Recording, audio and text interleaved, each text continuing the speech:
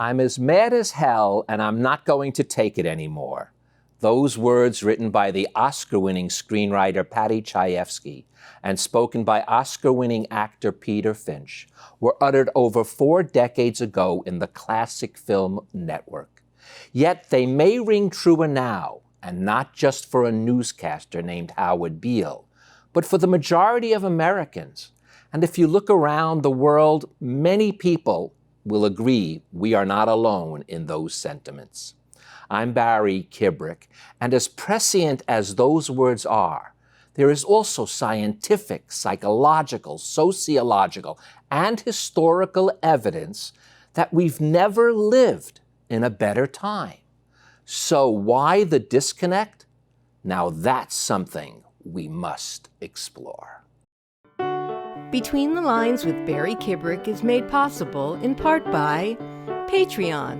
Patreon helps creators build and run membership businesses, from podcasters to writers, musicians, artists, and more, with tools that allow their fans to become patrons. More information is available at patreon.com. And by Magic Jigsaw Puzzles. Over 25,000 puzzles and different jigsaws every day to solve. Learn more at your app store. And Between the Lines with Barry Kibrick is also made possible by the following contributors. A complete list of funders is available at barrykibrick.com. Let's face it, we are fed up. We are fed up with no real news we can trust. We are fed up with the vitriol and grandstanding of politicians on both sides of the aisle. Fed up with the healthcare system. Mind you, not that we don't have the best, but that it's so expensive and the solutions are not forthcoming. As my guest Dr. Bradley Allen said on my show, why would you even think of leaving it up to politicians to fix healthcare? Then add to it public education, a system that's failing in many cities, and for all intents and purposes, an oligarchy of businesses that seem to be dominating many aspects of our lives and of our privacy. But, and this is important, we cannot be forlorn. First off, we must feel blessed to live in a vibrant democracy, even if it's not living up to our standards. We do have an education system that is propelling many of our students to great heights. It's just that we're leaving so many behind. As for our media, I am certain that within a free market society, someone is soon to come up with an organization of journalistic integrity, even if I have to start it myself, and with your help, we just might have to do that. So we are not really dealing with doom and gloom. What we are dealing with is incompetency and complacency, both, by the way, which have existed throughout time, and believe it or not, have always propelled us further once we overcame those obstacles. And those obstacles throughout history have been always thrown at us. Let me give you some very concrete examples.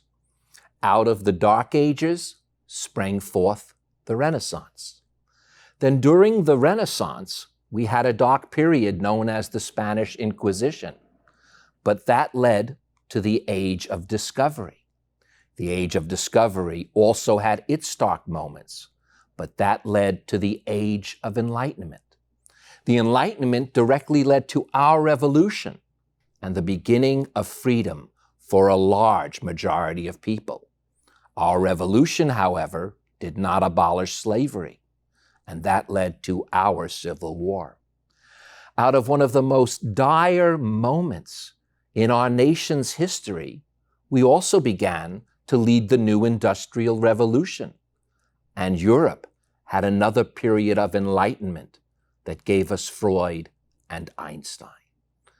Then comes World War I, a worthless carnage of death, but at the same time, a revolution in music as jazz and the Roaring Twenties begin to see the start of women's liberation. Then comes World War II and the Holocaust, again, one of the darkest periods of humankind. And yet, it led to one of the greatest periods of development, infrastructure, and a future filled with hope. In fact, a complete new way of life sprang forth known as suburbia. But as it did, then came the Vietnam War and another major clash of culture, but also a massive movement of civil rights, both which are still continuing. And from that, the space age and the information age, yet our present malaise age as well. So now let's look deeply at this feeling of being fed up. Yes, it is based in a reality that I stated earlier, but at the same time, our world has this going for it. In his analysis of recent data on homicide, war, poverty, pollution, and more, psychologist Steven Pinker finds that we're doing better now in every one of those areas when compared with 30 years ago. But progress isn't inevitable, and it doesn't mean everything gets better for everyone all the time. So let's start first. We begin with the morning. All of us do. The alarm goes off. What do? First of all, at the very least, please start your day with a few deep, calming breaths. And if you can, probably a good idea to just clear your head. Maybe it's just a brief meditation, a prayer, or some silence of the ever-going mind chatter. Then it's always good to get out of bed slowly, maybe a simple stretch of the arms and legs. So far, so good. Then I'll bet most of us do the usual morning prep, from teeth brushing to showering, to breakfast, to quickly dressing, and then dashing off to work or school. We all have our routines, but sooner or later, even if you're a teenager heading to school, you're going to check out something. Maybe it's on your iPhone, your TV, your computer, or even an old-fashioned print newspaper. Maybe it's a Twitter feed, maybe it's an Instagram, a Facebook page, or some form of the morning news. And here's a fact.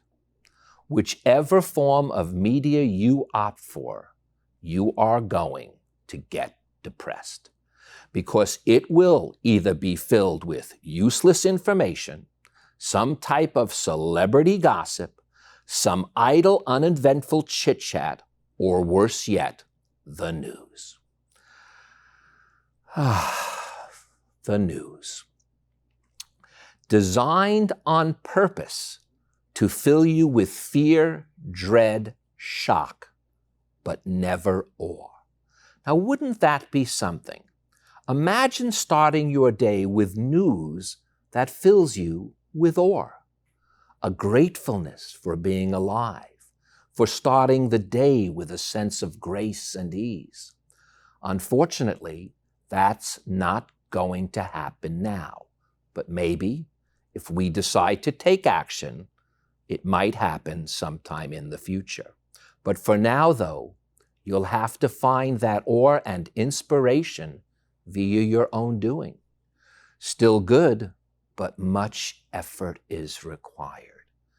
In later times together, we'll see how we can find the ease within that effort. But let's look at the reality now, so we can clearly see the disconnect that forms. For the morning news is always filled with shootings, pollution, global warming, inequality, some new dictatorship at the brink of some war or skirmish. As they even say in the news, business, if it bleeds, it leads. How do they have the audacity to even call themselves journalists when they think that way? And their opinion on everything nowadays takes any legitimacy out of it being news and throws it right out of the window. Maybe the same window that Howard Beale screamed out. And it's not just a neutral opinion like Howard Beale urging us to scream out of the window, "I'm as mad as hell and I'm not going to take it anymore." No, this time they give you what they think. And it's so slanted in both directions, you really cannot know what is truth. Or at least they want you to feel that way. We're going to prevent them from continuing to do this. Not today, but over time. And one of the worst results is what they're doing is it makes people yearn for earlier times that they believe were better. That is a most dangerous situation to get into.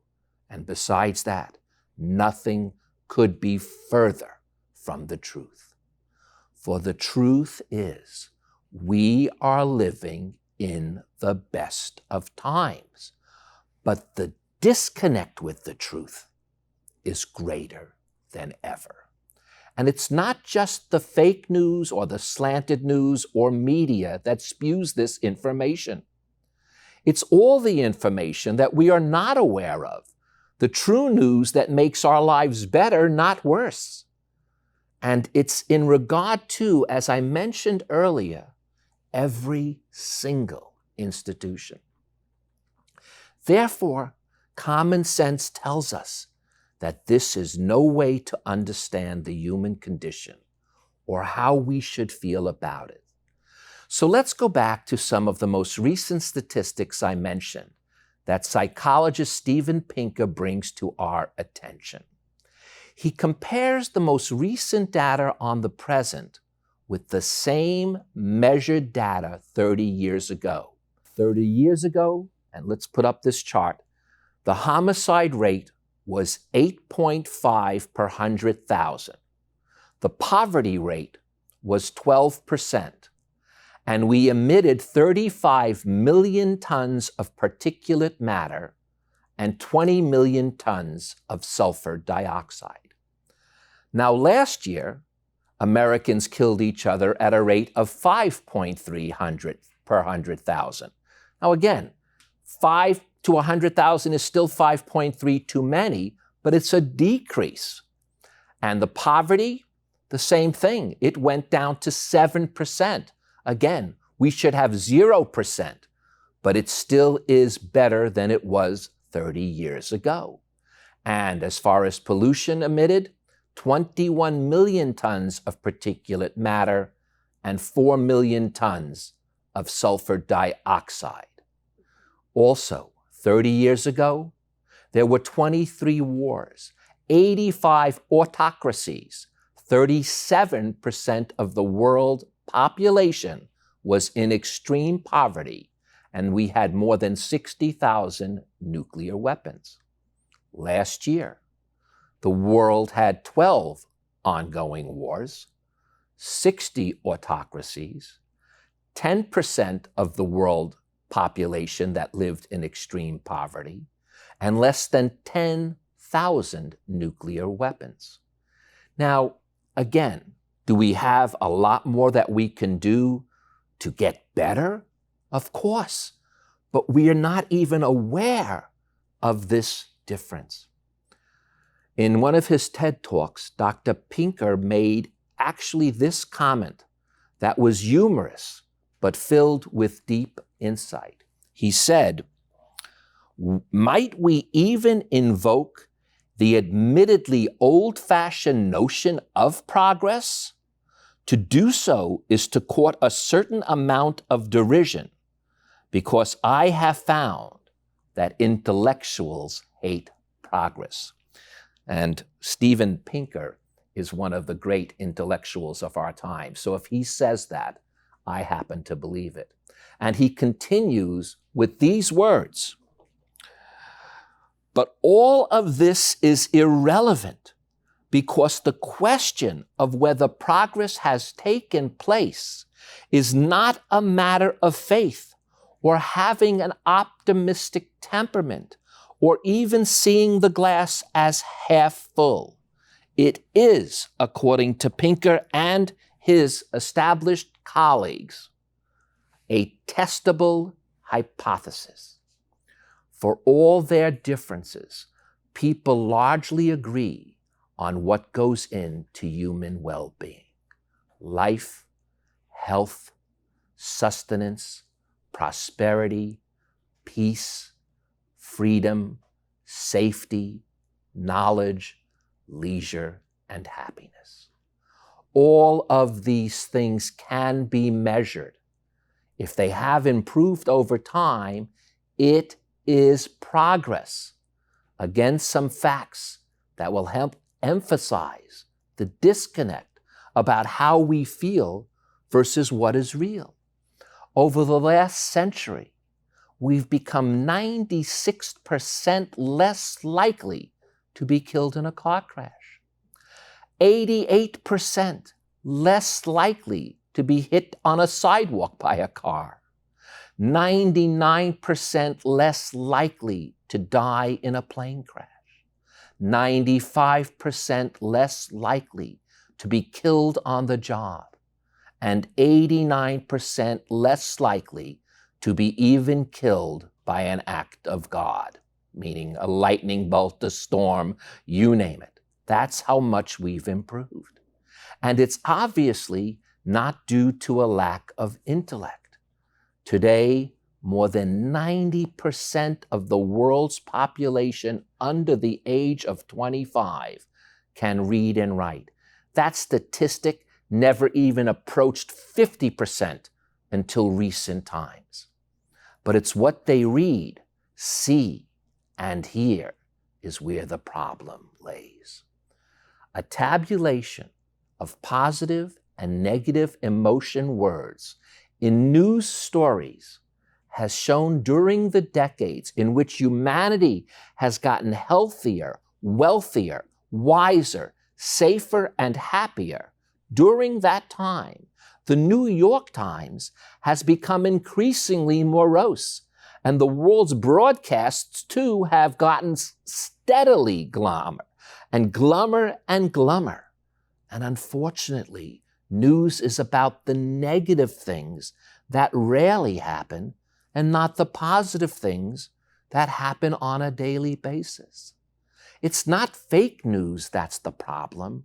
It's the important information that we are never even told about unless you have the ability to be locked up in an ivory tower and simply do enough research. Now, I assure you, I do not live in an ivory tower, but I do have some time to do more research than most, and I'm blessed with that. And here's a few things that could have been reported just this week. 137,000 more people escaped from extreme poverty and do so every day and have done so every day for the last 25 years. That's a simple fact from the World Health Organization. Even in pure science, we are kept in the shadows. Here's a great example. Most people still use the common image of man descending from monkeys. Well, not only didn't we descend from monkeys, but not even from our closest relatives, the great apes. The most recent theory that is believed by the scientific community that changes this whole concept is that yes, we had a common ancestor about 5 to 8 million years ago, but that ancestor diverged into 2 separate lineages. One evolved into the gorillas and great apes. The other evolved into our early human ancestors called hominids. Now, that may not be as exciting as watching a SWAT team converge on an active shooter, which, by the way, rarely occurs, but it is more of a revelation on how we view ourselves. Now, of course, we must be aware of the tragic news, the suffering and danger, but we also must be aware that there are way more important issues that we are unaware of, that literally will affect our health and lives. For example, published just this week by the Cleveland Medical Clinic were some of the most recent medical advances. Some not only which I doubt you heard of, I know I didn't hear of them until I decided to really research it. I didn't, but in fact, some cases we were just told the opposite. Here's a perfect example. We can now distinguish in advance who could and should be treated with opioids. All we hear about is the crisis, the crisis, the crisis. But there's a solution. It's a known solution to the crisis. And believe it or not, although you wouldn't be able to tell by reading the news or listening to television, the crisis over the last 5 years is actually declining. It did have a major increase from 2006 to 2012, but from 2012 to 2019, the opioid crisis is diminishing. Possibly no one knows that from the news. Advances in immune therapy of cancer treatment now exist as in practice, but probably your doctor doesn't even know about this. 3D printing can now make medical devices like stents and pacemakers fit specifically for the actual patient rather than what is commonly used off the rack. They actually list over a dozen new treatments of which, unless you had the time to research, you or your doctor wouldn't know. Yet odds are pretty good that many of you know who the Kardashians are dating and what's the latest atrocity perpetrated by R. Kelly. So what are we to do about this all? First, let's point to some very obvious things. We are endowed with the power to combine ideas and to have thoughts about those ideas and about our own thoughts. We have an instinct for language, allowing us to share our thoughts. We have empathy, imagination, and compassion. And we have reason, intellectual curiosity, open debate, and a healthy skepticism of authority and of power. As the world's most renowned security expert, Gavin DeBecker, said on my show, as we begin to liberate ourselves from the projected fears that are not real, our presences will liberate others. And once again, to repeat the quote from psychologist Steven Pinker, we will never have a perfect world, and it would be dangerous to seek one. But there's no limit to the betterments that we can attain if we can continue to apply knowledge to enhance human flourishing. And another guest on my show, Barry Glasser, wrote these words: "Fear-mongers have knocked the optimism out of us by stuffing us full of negative presumptions about our fellow citizens and social institutions. But we have the resources and resolve to turn it all around." So what are we going to do, folks? It's up to us.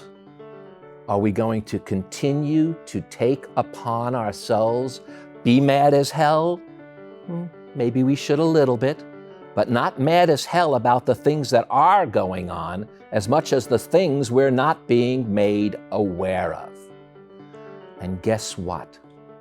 The time is now. It must be now, for now is the only time you can begin anything anew. I'm Barry Kibrick. Until we meet again, if you're interested in a transcript of this show or podcasts of this program or anything and want to contact me directly, just visit my website at barrykibrick.com. And remember, I will personally respond to everyone that connects with me.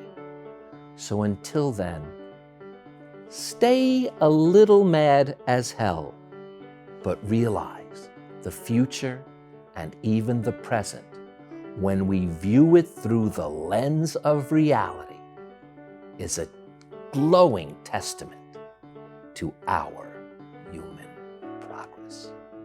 Till next time. To become part of the Between the Lines family, go to barrykibrick.com. There you can join our book club, participate in Q&As, catch past episodes, listen to Barry's podcasts, read his blog, and experience exclusive online features, all at barrykibrick.com. Between the Lines with Barry Kibrick is made possible in part by Patreon. Patreon helps creators build and run membership businesses, from podcasters to writers, musicians, artists, and more, with tools that allow their fans to become patrons. More information is available at patreon.com. And by Magic Jigsaw Puzzles. Over 25,000 puzzles and different jigsaws every day to solve. Learn more at your app store. And Between the Lines with Barry Kibrick is also made possible by the following contributors. A complete list of funders is available at barrykibrick.com.